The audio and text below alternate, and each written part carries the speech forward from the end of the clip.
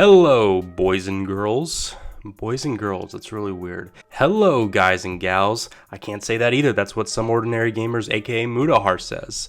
Hey everybody, this is SeetherCord here, and welcome to my newest video for today. For today's video, we're going to bring up a discussion on a topic we brought up in our last episode of the SeetherCord podcast. Whoa, it's the SeetherCord. I'm not going to do it this episode because it's not a podcast episode. But we're going to be bringing up a topic that was discussed within the... God damn you. She freaking sniffed in the background. I told you, zip it. Just zip it. Sorry, I needed my cocaine for the night. No! Anyways, for today's video, we're going to discuss a topic that was brought up within our last episode of the SeetherCord podcast because of the fact that I want to bring more discussion to this topic because I feel like there's more on it I want to expand upon in its own unique video instead of just in the podcast. So kind of think of it as a TLDR kind of video for the podcast episode. Or you could take it as me being uninspired and running out of ideas for videos and just make fun of me for making shit quality content videos on YouTube. But I guess we could go with the former instead of the latter. Why don't we? But anyways, with that all out of the way and discussed, let's begin our video on my discussion about dino masks being used for fursuits within the furry fandom. So for the people that did not tune in to episode number 26 of SeetherCast, Cramshy and I discussed the whole topic about how dino masks are being used a lot for the new fursuits that are being made within the furry fandom. And they're kind of becoming their own kind of subculture kind of trend when it comes to fursuit making for the fandom as a whole. So for a little bit of backstory on what these dino masks are exactly, they are the Jurassic Park official Universal Studios licensed dinosaur mask that can be used as a kind of like little face mask costume for kids on Halloween and such.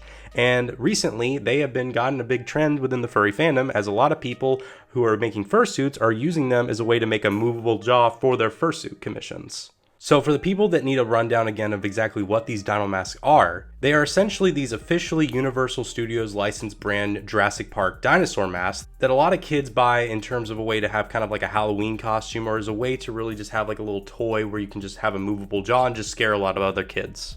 And as of recently, a lot of fursuit makers have been purchasing these said dinosaur masks and have been using them to implement into their fursuits. For the most part, they use it as a way to use as a movable jaw for their fursuits, pretty much basically add it in there so that way it's easier to verbally speak while in fursuit to have the jaw move and such. These dinosaur masks have been used within the furry fandom for about the past year or so, and the fursuit maker who has used these dinosaur masks and pretty much started the whole popularity trend with them, I'm not exactly sure if they were the one that started it, but I definitely know they are the one that popularized it.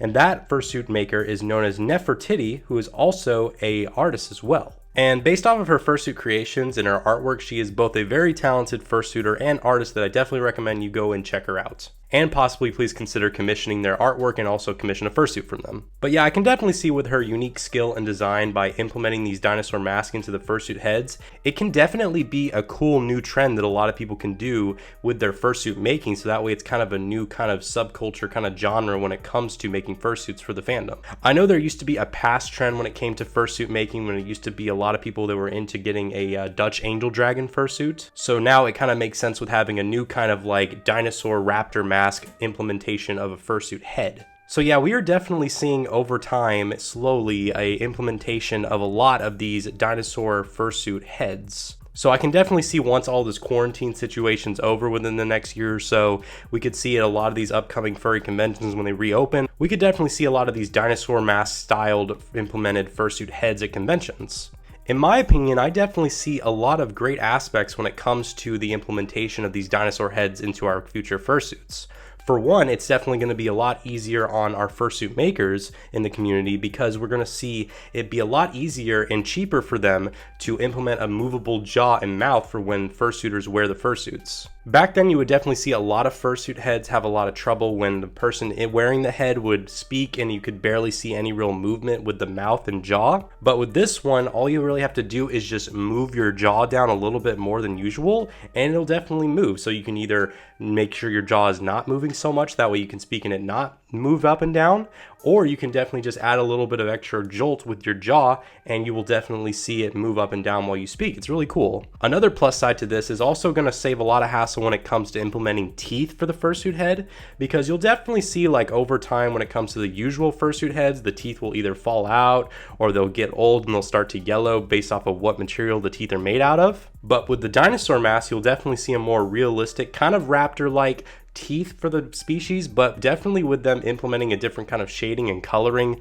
with the dino mask head, you can make it into virtually any species that you want. And I have yet to see a fursuit head made with the dino mask that failed at really replicating whatever species it was trying to copy other than the dinosaur species. There is one negative side that I have seen within the furry fandom when it comes to these raptor/dinosaur masks, and that is the opinion that some people have that they're not actual fursuits because they're toys.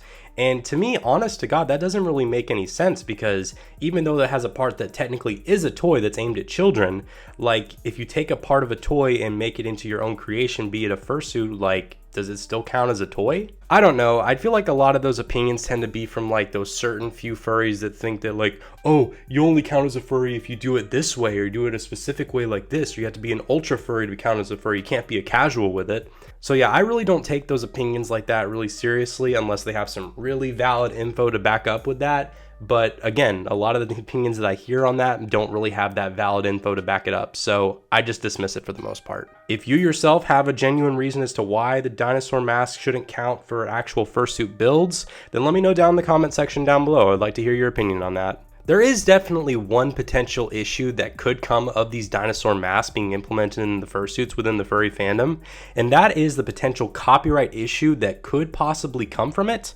Now, I know that Jurassic Park is owned by Universal and everything like that, and they do produce these toys.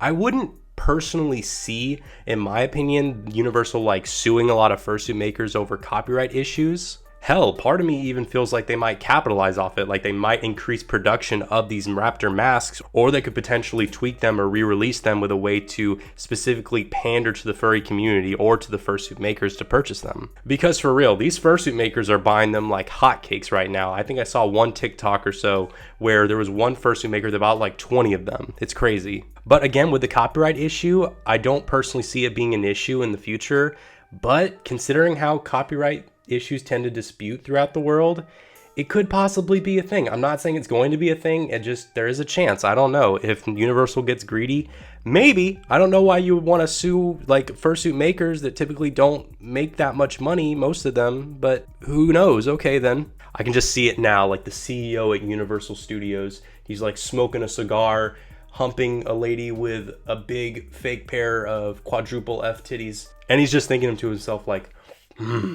that Nefertiti fursuit maker. I must sue them for copyright infringement. Money, money, money, money. Crazy. Shut up. I'm just kidding. But anyways, that pretty much wrapped up this video about my thoughts about the dinosaur mask being implemented into fursuits within the furry fandom. I've had a lot of fun thinking about this video because my girlfriend Crampsy and everything, who's starting to build fursuits and all, one of her 2 fursuit projects she's currently working on is involving this dinosaur mask, and it definitely is turning out to be a really cool creation of what she's making. And I definitely would like to see a lot more of these dinosaur masks being implemented into a lot of new fursuits, be it if they make a different type of dinosaur species fursuit with it, or it could be a lion or a cheetah or a dog or a cat or whatever. It would be awesome. The evolution of fursuit making. It's amazing. But anyways, that's pretty much going to wrap up this video for you guys today. How do you guys feel about the implementation of Dino/Raptor masks being implemented into fursuits for the furry fandom? Do you guys like the concept? Do you guys dislike it? Do you guys prefer a fursuit with it implemented or without? Let me know down in the comment section down below. If you enjoy my content and want to further help out my channel, please consider donating to me on Patreon as well as my coffee. Also, please consider smashing that like button, turn on the notification bell, and subscribing all together. Stop mimicking me in the background, okay? This is not supposed to be your video. You implement yourself into at least half of my freaking videos. Just because I'm in your house doesn't mean you can do that, okay? Stop, please. I love you. Love you too. Make sure to check out my gaming channel known as SeetherCord Games. Right now, currently, I'm playing through Super Mario 64 Randomizer by myself, and Cramshy and I are playing through Kirby's Epic Yarn together. Also, make sure to check out my no commentary gaming channel known as Seether Chills. All of that will be linked down in the description down below. Again, guys, thank you all so much for watching this video. I've been SeetherCord, and I will see you guys in the next video. Goodbye, everyone. It's got Espresso Progresso. And why do they have the button right on the freaking edge? Oh my god, this is horrible. No! I didn't want to fall to my death. Okay, well, we got the button pressed. That's most important, I guess.